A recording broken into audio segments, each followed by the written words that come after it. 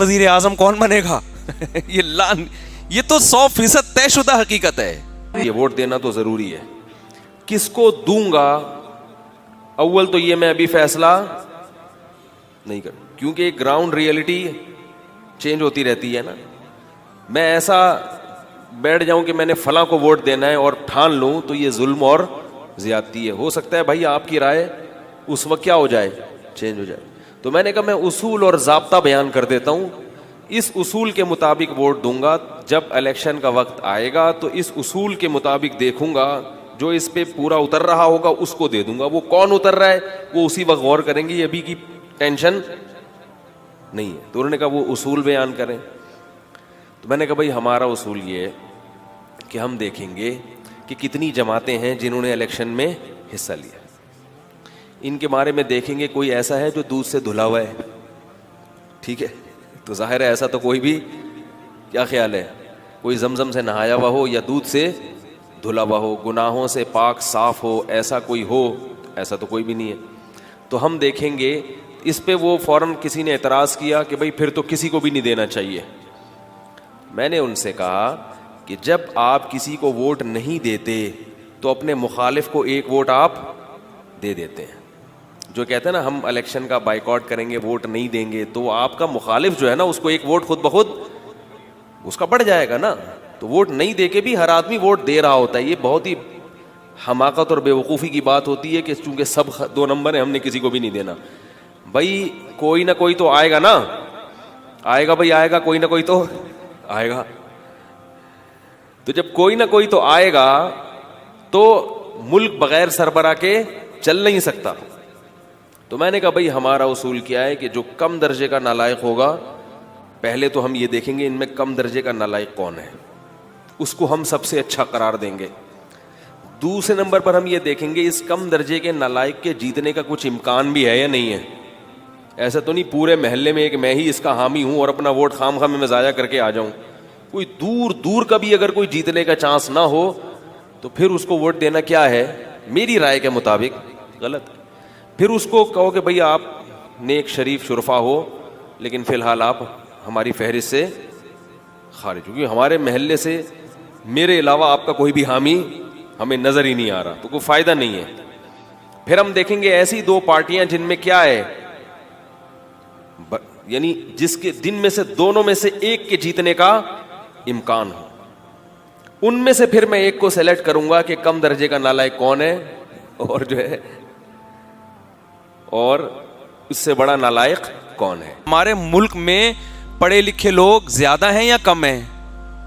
کم ہے نا. باشعور لوگ کم ہیں, یہ تو ایک حقیقت ہے نا. سروے کر کے دیکھ لو, پتہ چل جائے گا کتنے لوگوں میں سینس ہے کتنوں میں نہیں ہے.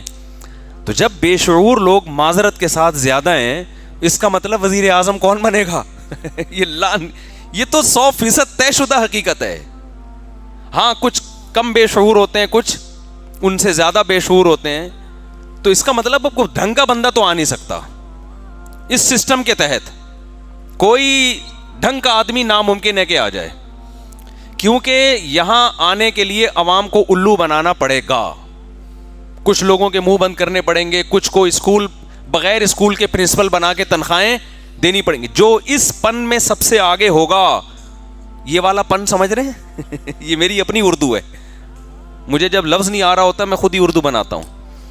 یہ والے پن میں جس کو آپ کچھ بھی بول دو, تو جو اس پن میں جھوٹ بولنے میں تقریروں میں مبالغہ آ رہا ہے. ایک صاحب کہنے لگے وہ وزیر اعظم نے یہ لمبی چوڑی تقریریں کی تھی, آج کچھ بھی نہیں ہو رہا, وہ چیزیں ہیں ہی نہیں. تو میں نے کہا کہ یعنی وزیر اعظم کو یہ تقریر کرنی چاہیے تھی ماضی میں کہ جو بجلی کے بل ہیں وہ آپ پے کیا کریں, اور یہ جو مہنگائی بڑھ رہی ہے غلط ہے لیکن یہ نیچرل ہے, یعنی پرانے دور حکومت میں. اور یہ جو ہمارے حکمران ہیں یہ کرپٹ ہیں لیکن اتنے نہیں جتنا میں کہہ رہا ہوں, اس سے تھوڑا سا کم کر لو. یعنی اعتدال سے تقریر ہوتی تو ووٹ. اس سیاست میں جھوٹ بولنا یہ اس کا لازمی حصہ ہے. آپ صحیح بات کرو گے, آپ کو آج کل رشتہ نہیں ملتا, ووٹ کہاں سے ملے گا؟ حقیقت بتا رہا, آپ صحیح آگے بتا دو. وہ کہتے ہیں نا سب بتا دوں ہاتھ پاؤں کٹوا دوں. تو لوگوں میں سینس ہے ہی نہیں یہ سمجھنے کے لیے کہ کون دو اور دو چار کی طرح سیدھی بات کرتا ہے, کون باتوں کو گھماتا. کچھ لوگ ہوتے ہیں ہر معاشرے میں, وہ اچھے ہوتے ہیں, ان کو پتا ہے جو سیدھی بات کرے وہ ٹھیک ہے, لیکن ایسے لوگ مارکیٹ میں شارٹ ہیں. تو یہ جمہوری نظام مسلط ہو گیا لوگوں کے اوپر. پہلے بادشاہی نظام تھا, بادشاہ میں یہ تھا کہ اپنی مرضی کرے گا, وہ بھی غلط تھا. پھر کچھ اچھے لوگ پیدا ہوئے, انہوں نے کہا یہ بادشاہی نظام نہیں ہونا چاہیے, عوام کی سلیکشن سے گورنمنٹ کا انتخاب ہونا چاہیے. پھر وہ ہوتے ہوتے آج اس اسٹیج پہ وہ لوگ پہنچ چکے ہیں. بھائی ووٹنگ ہونی چاہیے, لوگ جس کو سجیسٹ کریں وہ. لیکن لوگ جب سجیسٹ کرتے ہیں کہ جس میں ہمارا وقتی فائدہ ہے اس کو ترجیح دو, وہ دورس نتائج کو نہیں دیکھتی کہ آگے نسلوں پہ کیا فرق پڑے گا. دیکھو زانی زنا کرنے والا وہ اپنے وقتی فائدہ دیکھتا ہے, وہ زنا کو پروموٹ کرے گا, وہ یہ نہیں دیکھے گا اس سے خاندانی نظام کیا ہوگا, تباہ. وہ کہے گا ہوگا تو اگلی نسلوں میں ہوگا نا, ابھی تھوڑی ہو رہا ہے. یہ سندھ کا حال دیکھو نا کیا ہو گیا. جمہوریت ہے, لوگوں کو سمجھ میں ہی نہیں آ رہا کہ آپ جن کو منتخب کر رہے ہو وہی آپ کو کھا کھا کے ختم کر رہے ہیں. میں کل سندھ سے ہو کر آیا ہوں, ٹنڈو آدم میرا بیان تھا. سندھ کی حالت بیڑا غرق ہوا ہے سندھ کا. موٹر وے پنجاب کی دیکھ لو اور موٹر وے سندھ کی دیکھ لو, زمین آسمان کا فرق ہے. کوئی پوچھ سکتا ہے کہ بھئی یہ پیسے گئے کہاں پہ؟ کوئی پوچھنے والا نہیں ہے. کیوں؟ عوام نے سلیکٹ کیا ہے, اور عوام ان کو ووٹ دے گی جو عوام کو وقتی فائدہ پہنچائے.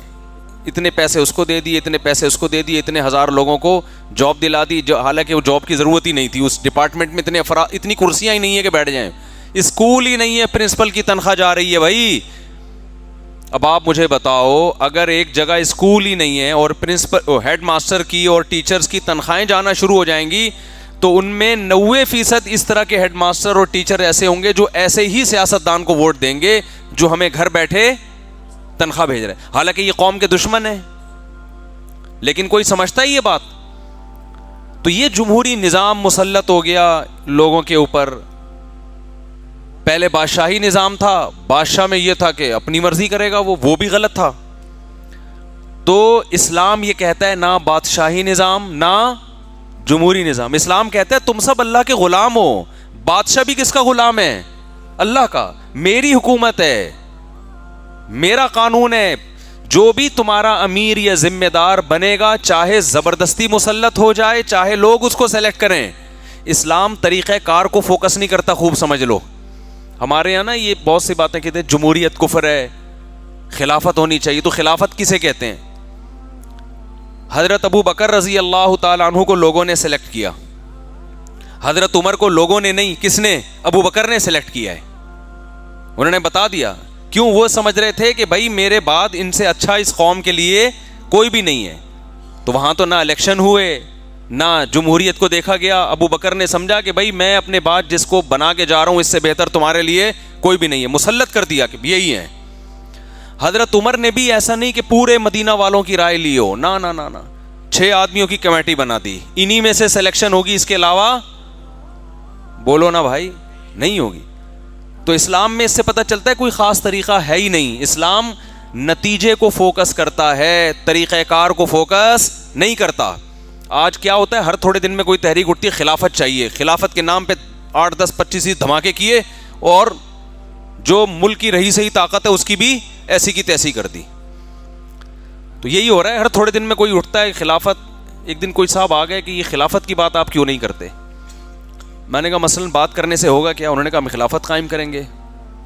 میں نے کہا کیسے قائم کریں گے آپ خلافت؟ تحریک چلائیں گے. میں نے کہا تحریک جب آپ چلاؤ گے نا, ابھی تو آپ تھوڑے سے ہو, جب 8, 10 آدمی ہو جائیں گے ایجنسی والے اٹھا کے لے جائیں گے.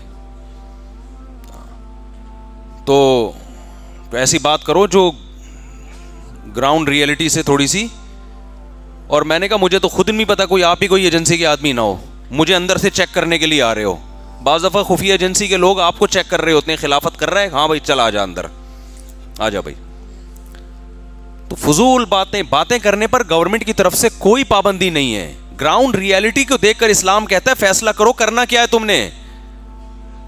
جتنی خیر کا کام تم کر سکتے ہو وہ کرو.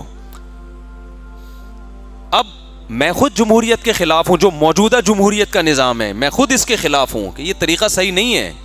اس سے تو ملک میں زیادہ, ہمارے ملک میں پڑھے لکھے لوگ زیادہ ہیں یا کم ہیں؟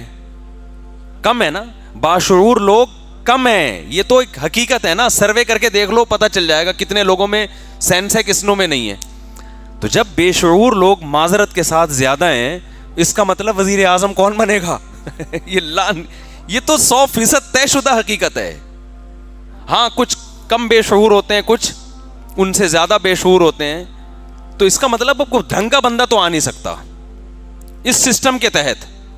کوئی ڈھنگ کا آدمی ناممکن ہے کہ آ جائے, کیونکہ یہاں آنے کے لیے عوام کو الو بنانا پڑے گا. کچھ لوگوں کے منہ بند کرنے پڑیں گے, کچھ کو اسکول بغیر اسکول کے پرنسپل بنا کے تنخواہیں دینی پڑیں گی. جو اس پن میں سب سے آگے ہوگا, یہ والا پن سمجھ رہے ہیں یہ میری اپنی اردو ہے, مجھے جب لفظ نہیں آ رہا ہوتا میں خود ہی اردو بناتا ہوں. یہ والے پن میں جس کو آپ کچھ بھی بول دو, تو جو اس پن میں جھوٹ بولنے میں, تقریروں میں مبالغہ آ رہا ہے. ایک صاحب کہنے لگے وہ وزیر اعظم نے یہ لمبی چوڑی تقریریں کی تھی, آج کچھ بھی نہیں ہو رہا, وہ چیزیں ہیں ہی نہیں. یہ پھاڑے تھے, وہ کیا پھاڑا تھا, بل پھاڑے تھے, اور یہ بل آج خود بجلی مہنگی ہو گئی, تو یہ کیا کیا تھا. تو میں نے کہا کہ یعنی وزیر اعظم کو یہ تقریر کرنی چاہیے تھی ماضی میں کہ جو بجلی کے بل ہیں وہ آپ پے کیا کریں, اور یہ جو مہنگائی بڑھ رہی ہے غلط ہے لیکن یہ نیچرل ہے, یعنی پرانے دور حکومت میں. اور یہ جو ہمارے حکمران ہیں یہ کرپٹ ہیں, لیکن اتنے نہیں جتنا میں کہہ رہا ہوں, اس سے تھوڑا سا کم کر لو. یعنی اعتدال سے تقریر ہوتی تو ووٹ. اس سیاست میں جھوٹ بولنا یہ اس کا لازمی حصہ ہے. آپ صحیح بات کرو گے, آپ کو آج کل رشتہ نہیں ملتا, ووٹ کہاں سے ملے گا؟ حقیقت بتا رہا, آپ صحیح جا کے بتا دو. وہ کہتے ہیں نا سب بتا دوں ہاتھ پاؤں کٹوا دوں. تو لوگوں میں سینس ہے ہی نہیں یہ سمجھنے کے لیے کہ کون 2 اور 2 4 کی طرح سیدھی بات کرتا ہے, کون باتوں کو گھماتا. کچھ لوگ ہوتے ہیں ہر معاشرے میں, وہ اچھے ہوتے ہیں, ان کو پتا ہے جو سیدھی بات کرے وہ ٹھیک ہے, لیکن ایسے لوگ مارکیٹ میں شارٹ ہیں. ہمارے یہاں کلچر ہی یہی ہے کہ گھماؤ بات کو, ٹوپیاں کراؤ, جھوٹ بولو. تقریروں میں اکثر ایک واقعہ سناتا ہوں نا, ایک صاحب تقریر کر رہے تھے سیاستدان, میں جناب 2 اسکول بناؤں گا, ایک لڑکوں کے لیے ایک لڑکیوں کے لیے, 2 ہاسپٹل بناؤں گا, ایک مردوں کے لیے خواتین کے لیے. کسی نے کہا ہمارے یہاں میٹرنیٹی ہوم نہیں ہے. اس نے کہا میں 2 بناؤں گا, لڑکیوں کے لیے الگ, مردوں کے لیے الگ. ابے تو پہلے پوچھ تو لے کہ یہ ہوتا کیا ہے. لیکن جب تقریر ہوگی تو پھر اس میں یہ چیزوں کا خیال نہیں. ابھی تو فی الحال پھینکتے رہو. تو یہ سب سیاستدان پھینکتے ہیں, یہ مجبوری ہے, اس کے بغیر نہیں ووٹ ملتے. یہ جمہوری نظام کا حصہ ہے, یہ جھوٹ بولو. اور یہ انگریزوں نے مسلط کیا ہمارے اوپر ایک فضول قسم کا نظام, یہ نیچرل تھوڑی ہے. لیکن بہرحال اب لوگ مجھے کہتے ہیں جب یہ غلط ہے تو آپ ووٹ کیوں دیتے ہو, آپ اس کے خلاف بغاوت کا اعلان کیوں نہیں کرتے. میں کہتا ہوں یہ اس سے بھی غلط ہو جائے گا ٹھیک ہے نا. اگر ہم اس سسٹم کے خلاف بغاوت کا اعلان کریں تو ہم کچھ بھی نہیں کر سکتے, اور جو تھوڑی بہت خیر ہم سے ہو سکتی ہے وہ بھی نہیں ہوگی. دیکھو خوب اچھی طرح سمجھ لو, جو کام کرنے والے لوگ ہوتے ہیں وہ ہمیشہ معتدل ہوتے ہیں, وہ ہمیشہ معتدل ہوتے ہیں. ان کی باتوں میں آپ کو مبالغہ نظر نہیں آئے گا, دعوے لمبے لمبے نظر نہیں آئیں گے. ہم جمہوریت کے نظام کے خلاف ہیں, لیکن ہم کہتے ہیں ووٹ ضرور دو, اس لیے کہ یہ نظام آپ چینج کرنا آپ کے بس میں نہیں ہے. یہ تو جب تک پوری عوام نہیں کھڑی ہوگی اور اس نظام کے خلاف. پھر دوسری بات, اس کا آلٹرنیٹ بھی تو پیش کرے نا. آلٹرنیٹ کیا ہے؟ آلٹرنیٹ بھی نہیں ہے آپ کے پاس. ایسا آلٹرنیٹ جو قابل عمل بھی ہو. لوگ کہہ سکتے ہیں اس کا آلٹرنیٹ یہ کہ خلیفۃ اللہ فی الارض آنا چاہیے زمین میں, یہ جمہوری نظام کو ہٹا دو اور ایک عمر ابن خطاب جیسا خلیفہ لے آؤ. وہ خلیفہ کیا آرڈر پہ بنواؤ گے آپ؟ چلو ان جیسا آپ کوئی نہیں آ سکتا, کوئی بہت ہی نیک آدمی. تو اس نیک پر کتنے لوگ اتفاق کریں گے؟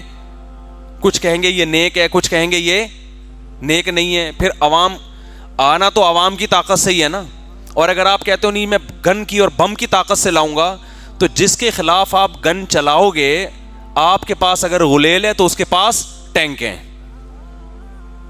آپ کی جیب سے بھی گرنیڈ کی بو آ گئی نا, وہ آپ کو چھوڑے گا نہیں.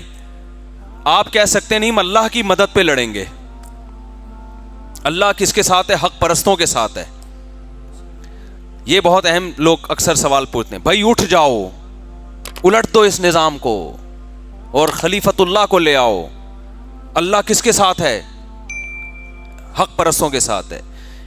یقیناً اللہ حق پرستوں کے ساتھ ہے, لیکن حق کی ڈیفینیشن, حق پرست کی ڈیفینیشن آپ کی اپنی خود ساختہ نہیں چلے گی. حق پرست اسے کہیں گے جس کو اللہ اس کے رسول نے حق پرست کہا ہو. اللہ اس کے رسول نے یہ کہا ہے کہ جب کسی جگہ کوئی حکومت ہو اور پاورفل ہو اور آپ کے پاس اس سے لڑنے کی طاقت نہ ہو, تو پھر اگر آپ اس کے خلاف کھڑے ہوں گے تو حق پرست پھر حکومت کہلائے گی, آپ نہیں کہلاؤ گے. نہیں آ رہی میرا خیال ہے بات؟ یہ تو صحیح حدیث سے یہ مضمون ثابت ہے کہ جب کوئی بھی مسلمانوں کا بادشاہ ہو, خلیفہ ہو, حاکم ہو, کوئی بھی ہو, حاکم کی ڈیفینیشن کیا ہے؟ جس کے پاس قوت نافذہ ہو. قوت نافذہ کا مطلب وہ جو آرڈر کرے اس کو منوا سکتا ہو, اتنی پاور اس کے پاس. تو جب بھی کوئی ایسا ہوگا, نبی صلی اللہ علیہ وسلم نے فرمایا اس کے خلاف اگر کوئی مسلح ہتھیار اٹھاتا ہے تو مسلم کی حدیث ہے, آپ نے فرمایا اسے قتل کر دو, کائنم من کان. کیوں؟ اس سے مسلمانوں میں خون ریزی ہوگی اور جو رہی صحیح طاقت ہے وہ بھی ختم ہو جائے گی. تو اب جمہوریت کفر ہے, فضول ہے, نقصان دہ, لیکن ہمارے پاس فی الحال اس کے علاوہ کوئی آپشن ہے نہیں. اس نظام کو ہم چینج نہیں کر سکتے. اس میں خیر یعنی اس میں جو شر ہے اس کو کم کیا جا سکتا ہے. تو کہ آپ جس کو نسبتاً کم برا سمجھتے ہو اس کو ووٹ دے دو جا کے. آئی بات سمجھ میں؟ بھائی سارے عجیب سے ہی ہیں, سارے کیا ہیں؟ عجیب سے ہیں. اور یہ تھوڑا کم لگ رہا ہے مجھے سمجھ رہے؟ سارے کیا ہیں؟ عجیب سے ہی ہیں. تو یہ والا تھوڑا سا کم لگ رہا ہے.